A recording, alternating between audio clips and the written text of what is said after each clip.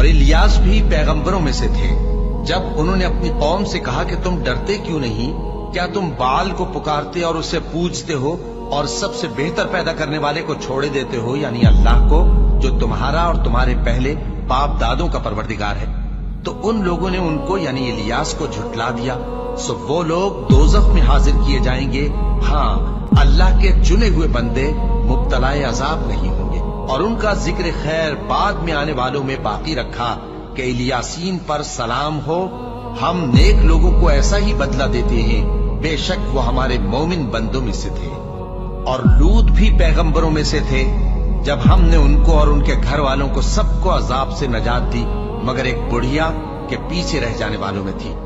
پھر ہم نے اوروں کو ہلاک کر دیا، اور تم دن کو بھی ان کی بستیوں کے پاس سے گزرتے رہتے ہو اور رات کو بھی، تو کیا تم عقل نہیں رکھتے؟